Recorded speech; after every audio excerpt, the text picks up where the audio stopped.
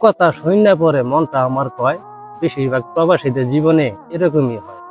তারপরে 3 বছর কাটলো চাকরি কইরা, শ্বাসকষ্ট দেখা দিছে, চাকরি দিছি চাইরা, চাকরি চাইরা বেটিং নিয়া ফিরে আসলাম বাড়ি। ঘুরে গিয়ে দেখামু কি আর, কিনছে একটা গাড়ি। 20 সালের জুন মাসের 17 তারিখে বাপে আমার বিয়া করাইয়া বউ নিয়ে আইছে।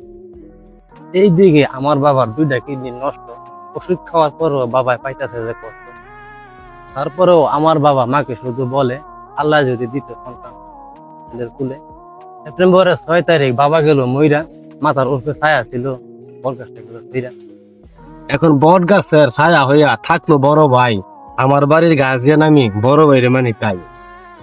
22 সালের ডিসেম্বর মাসের তারিখ ছিল 17, আল্লাহ আমার কুলে দিল সুন্দর একটা পুত্র। 25 সালের ফেব্রুয়ারি মাসের তারিখ আইলো 17, আল্লাহ আমার কোলে দিল আরো একটি পুত্র।